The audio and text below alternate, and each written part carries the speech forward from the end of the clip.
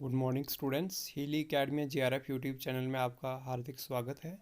अगर आप first time इस चैनल पे आए हो तो इस चैनल को सब्सक्राइब कर लो। बेल आइकन का बटन दिख रहा होगा, उसको दबा लो, क्योंकि नेक्स्ट टाइम जैसी मेरी कोई भी वीडियो अपलोड होगी तो आपको नोटिफिकेशन मिल जाएगी। तो इस चैनल पे आपको यूजीसी नेट के लेक्चर्स मिलेंगे पॉलिटिकल साइंस के। डिस्क्रिप्शन बॉक्स में आपको पीडीएफ नोट्स भी मिल जाएंगे फ्री ऑफ कॉस्ट, आप वहाँ से भी डाउनलोड कर सकते हो। बाकी यूजी क्लासेस के बीए फर्स्ट सेम की क्लासेस चल रही हैं, बीए सेकंड सेम की भी चल रही हैं, बीए फोर्थ सेम की क्लासेस भी चल रही हैं। तो आप डिस्क्रिप्शन में आपको बीए क्लासेस के भी पीडीएफ नोट्स मिल जाएंगे, आप वहाँ से उसको प्रिंट करके तो वहाँ से पढ़ सकते हो। अगर आपको थोड़ा सा लग रहा है बीए क्लासेस वाले नोट्स में कि उसकी जो लेंथ है थोड़ी कम है, तो आप अपने राइटिंग स्पीड के हिसाब से उसमें कुछ ना कुछ ऐड ऑन कर सकते हो। तो कुछ भी आपका कमेंट हो तो आप डिस्क्रिप्शन बॉक्स में कमेंट कर सकते हो, मैं उसका रिप्लाई देने का पूरा कोशिश करूँगा। तो अगर आपको आपके आसपास कोई भी पॉलिटिकल साइंस का यूजी क्लासेस का या एमए का या कोई नेट के लिए प्रिपरेशन कर रहा है तो इस चैनल पे उस स्टूडेंट को जोड़िए ताकि उनकी भी हेल्प हो सके। तो कोविड सिचुएशन में आप अपना अच्छे से ध्यान रखिए, घर में बैठ के पढ़िए और अच्छे से हार्ड वर्क कीजिए। आज के लेक्चर में हम लोग कवर करेंगे प्रोलिस्टिक थ्योरी ऑफ सोवरेनिटी। इससे पहले हमने अस्टर्न थ्योरी ऑफ सोवरेनिटी जो है उसको कवर किया था। तो प्रोलिस्टिक थ्योरी ऑफ सोवरेनिटी, जैसे कि आपने सिंगुलर और प्लूरल पढ़ा होगा, तो वैसे ही ये थ्योरी भी है। ये थ्योरी कहती है कि जो सोवरेनिटी है वो सिंगल यूनिटी में नहीं होनी चाहिए, उसको डिवीज़न ऑफ पावर में होनी चाहिए। जो सोवरेनिटी है वो डिसेंट्रलाइज्ड होनी चाहिए। सेंट्रलाइज्ड आ गया कि एक जगह इकट्ठी, और डिसेंट्रलाइज आ गया कि थोड़ी थोड़ी थोड़ी हर जगह होनी चाहिए। This theory was opposite to monistic theory of sovereignty. जो हमने मोनोस्टिक थ्योरी ऑफ सोवरेनिटी पढ़ी है, जिसको हम ईस्टर्न थ्योरी ऑफ सोवरेनिटी भी कहते हैं, तो ये उस थ्योरी के अपोजिट में है। मोनो मीन्स सिंगल, के जो सोवरेनिटी है वो सिंगल होनी चाहिए। तो ये जो प्रोलिस्टिक थ्योरी ऑफ सोवरेनिटी है, ये कहती है कि जो सोवरेनिटी है वो कभी भी सिंगल नहीं हो सकती, यानी मीन्स वो उसकी सेंट्रलाइजेशन नहीं हो सकती। According to them, Eastern theory of sovereignty cannot be verified from the history। अगर हम हिस्टोरिकल एविडेंसेस से देखें तो हम ईस्टर्न थ्योरी ऑफ सोवरेनिटी को वेरीफाई नहीं कर सकते हैं। ये इनका कहना है जो प्रोलिस्टिक थ्योरी ऑफ सोवरेनिटी है। The pluralist do not believe that the sovereignty is determinate. वो ऐसा नहीं मानते हैं कि जो सोवरेनिटी है वो डेटर्मिनेट है, बल्कि वो ये मानते हैं कि जो सोवरेनिटी है तो वो थोड़ी थोड़ी बहुत सारी एसोसिएशन, बहुत सारी ग्रुप में है, कहीं सिंगल नहीं है। It was possible in old days at the time of Kings only.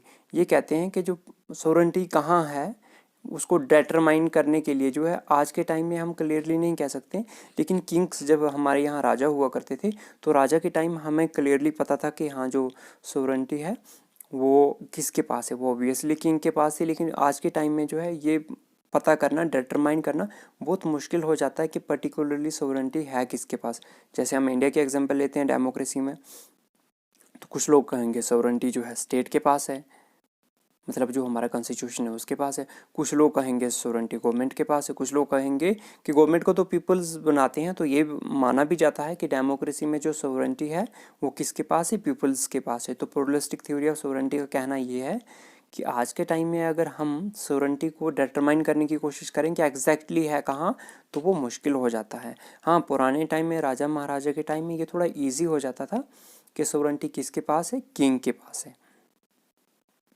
In a federal state, it becomes very difficult to in federal country. In a federal state, it becomes very difficult in federal country। कहता है कि जो जो हमारी federal country है, तो federal country में ये और भी ज़्यादा डिफ़िकल्ट हो जाता है डिटरमाइन करना कि सोवरेनिटी जो है वो कहाँ है।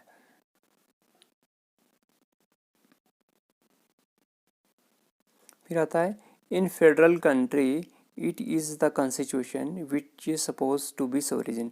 अब फेडरल कंट्री में जैसे इंडिया है, इसमें ये माना जाता है कि सोवरेन कौन है, कॉन्स्टिट्यूशन है, जो हमारा संविधान है वो सोवरेन है। But it is not a human being. लेकिन संविधान तो कोई इंसान तो है नहीं, ह्यूमन बीइंग तो है नहीं, हेंस नॉट सोवरेन, इसीलिए हम इसको संविधान को सोवरेन नहीं मान सकते हैं। They are of the view that state is only association from many association in society, hence its sovereignty can not be unlimited. इनका मानना है, जो प्लुरलिस्टिक थ्योरी ऑफ सोवरेनिटी के प्रीचर्स हैं, फॉलोअर्स हैं, वो कहते हैं कि जो स्टेट है ये एक एसोसिएशन है, और सोसाइटी में जो है आपको बहुत सारी एसोसिएशंस मिल जाएंगी। फॉर एग्जांपल आपका स्कूल, फॉर एग्जांपल आपकी जो फैमिली, और भी बहुत सारे आप रिलीजियस सोसाइटीज़ ले लो, रिलीजियस इंस्टीट्यूशंस ले लो आपने, तो ऐसे जैसे जैसे ये इनका मानना ये है कि जैसे हमारी स्टेट है वैसे आपको बहुत सारे इंस्टीट्यूशंस मिल जाएंगे। तो इसीलिए जो जब हमारे पास प्लुरलिस्टिक इंस्टीट्यूशंस हैं, ऐसे प्लुरलिस्टिक एसोसिएशंस हैं ऐसी सोसाइटी में, तो फिर हम स्टेट को ही अनलिमिटेड पावर क्यों दें क्या? और जो हमें स्टेट से भी ज़्यादा मदद कर रही हैं, जैसे हमारी फैमिली कर रही है, हमारे रिलीजियस इंस्टीट्यूशंस हैं जो हमारे जीवन और मरण के साथ में हैं, तो इनका ये कहना है कि स्टेट के जैसे हमारे पास और भी एसोसिएशंस हैं, तो हम स्टेट को ही अनलिमिटेड क्यों माने।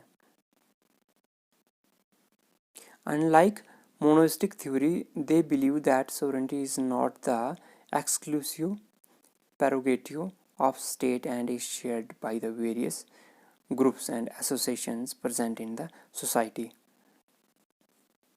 ये कहते हैं मोनोस्टिक थ्योरी के बिल्कुल अपोजिट में ये कहते हैं कि जो हमारी स्टेट है तो वो उसमें बहुत सारे ग्रुप्स हैं, जैसे स्टेट काम कर रही है वैसे बहुत सारे और भी एसोसिएशंस हैं, बहुत सारी एसोसिएशंस हैं जो प्रेजेंट हैं सोसाइटी में, जैसे कि हमारी फैमिली है, जैसे कि हमारे रिलीजियस इंस्टीट्यूशन है। तो इसीलिए जो स्टेट है उसको हम सोवरेन नहीं मान सकते हैं। सोवरेनिटी जो है वो खाली स्टेट को ही बिलोंग नहीं करती है, और भी बाकी चीज़ें हैं उसमें। The advocate of this theory are, इस थ्योरी के जो एडवोकेट हैं, यानी जो प्लुरलिस्टिक थ्योरी ऑफ स्टेट है, प्लुरलिस्टिक थ्योरी ऑफ सोवरेनिटी है वो, तो उसके जो फॉलोअर्स हैं, उसके जो प्रीचर्स हैं, एडवोकेट्स हैं, वो कौन कौन से, वो आगे जे.एन. फिची, पॉल बाउंसकोर एंड मैकेलवेल, 3 नाम है। एंड उसके बाद आता है लास्की, H.J. Laski, G.D.H. कोल, फुलेट। ठीक है, ये बहुत इंपॉर्टेंट नाम है, आपको अच्छे से इसको रट्टा मार के याद रखना पड़ेंगे। J N. Figgis, Paul Boncour, MacIver, Laski, G.D.H. Cole and Follett. Among them, Lasky and MacIver are the most outstanding. MacIver और लास्की जो दो हैं, ये इन सब में से इम्पॉर्टेंट, इन्होंने इस पर बहुत ज़्यादा काम किया है प्लुरलिस्टिक थ्योरी ऑफ सोवरेनिटी पे। अब हम पढ़ेंगे इसके फीचर्स, जैसे कि हमने मोनोस्टिक थ्योरी के फीचर्स पढ़े हैं वैसे ही हम प्लुरलिस्टिक थ्योरी ऑफ सोवरेनिटी के फीचर्स भी पढ़ेंगे। ये कहते हैं state is not the only association in society, कि स्टेट सिर्फ इकलौती एसोसिएशन नहीं है सोसाइटी में, there are various other social, economic and other group through which individual try to attain their best selves। तो ये इकलौती एसोसिएशन नहीं, बल्कि हमारे पास इकोनॉमिक, सोशल और बहुत सारी और भी एसोसिएशन हैं जो हमें हेल्प करती हैं हमारे ज़िंदगी अच्छे से बसर करने में। जैसे कि मैंने एग्जांपल दी थी, हमारी फैमिली है या हमारे जो रिलीजियस इंस्टीट्यूशंस हैं, तो उसकी बेस्ट एग्जांपल है।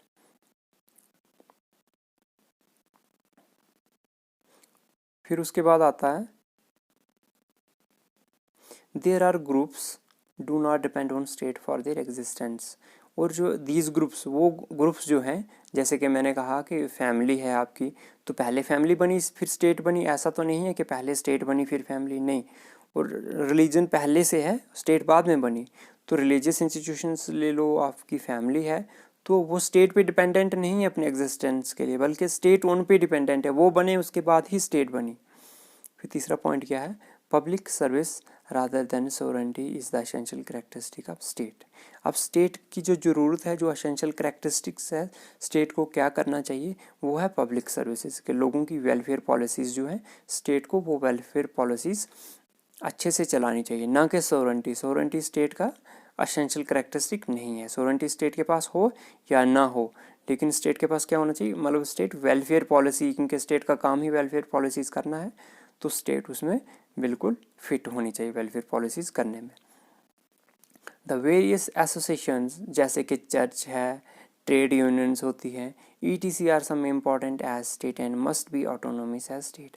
ये कहते हैं कि जैसे हमारी चर्च है, रिलीजियस इंस्टीट्यूशन है, हमारी ट्रेड यूनियंस हैं, तो वो क्या होनी चाहिए, ट्रेड यूनियंस चर्च जो है वो भी इम्पॉर्टेंट है, तो वो भी स्टेट की तरह ऑटोनोमस होनी चाहिए, यानी अगर हम स्टेट को सॉवरेंटी दे रहे हैं तो उनको भी हमें देनी पड़ेगी। Even though pluralists are not willing to regard state as absolute power but are willing to acknowledge it as a legal power। अब जो प्रोलिस्ट थिंकर्स हैं, प्रोलिस्ट थ्योरी ऑफ सॉवरेंटी है, वो ये तो नहीं मानती है कि जो स्टेट है वो एक एब्सोल्यूट पावर है। क्या, जो स्टेट है वो एक एब्सोल्यूट पावर है, एब्सोल्यूट मीन्स फाइनल पावर, इसके ऊपर कोई भी पावर नहीं है। लेकिन हाँ, इतना वो जरूर मानने के लिए तैयार हैं कि स्टेट क्या है, एक लीगल पावर है, एक कॉन्स्टिट्यूशनल पावर है, एक लीगल पावर है, लेकिन ये भी फाइनल पावर नहीं है, आपको और भी बहुत सारी पावर्स मिलेंगी। सिक्स्थ है, they consider absolute sovereignty as dangerous. अब जो एब्सोल्यूट सोवरेंटी है, जैसे वो किंग राजा महाराजा के टाइम होती थी, एब्सोल्यूट सोवरेंटी के उसके ऊपर जो है कोई भी पावर नहीं है, तो वो इसको ये क्या मानते हैं, एक डेंजरस मानते हैं, एक खतरा मानते हैं। State is neither the creator of law nor above it. अब स्टेट ना तो लॉ स्टेट ने बनाया है और ना ही स्टेट लॉ के ऊपर है। इनका कहना ये है कि स्टेट से पहले भी कानून था हमारे पास, चाहे वो रिलीजियस हो या जो भी हो।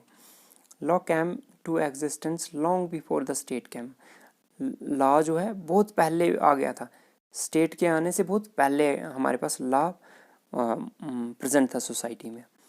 दे ले emphasis on the international cooperation and therefore like the state to observe the principle of international law and morality। अब वो किस पे इम्फेस करते हैं, इंटरनेशनल कॉपरेशन जो है हमारी, जैसे हमारा यूनाइटेड नेशन है, तो वैसे इंटरनेशनल लेवल पे कोऑपरेट करने के लिए ये दबाव डालते हैं। Therefore like the state to observe the principle of international law and morality। और स्टेट को ये कहते हैं कि क्या है, जो इंटरनेशनल लॉ और मॉरलिटी है उसको क्या करना, हमने फॉलो करना है। They attach great importance to decentralism of authority. अब वो क्या करते हैं, अथॉरिटी के डिसेंट्रलिज्म पे ज़्यादा दबाव डालते हैं, ज़्यादा फोकस करते हैं। Which plays an important role in local self government.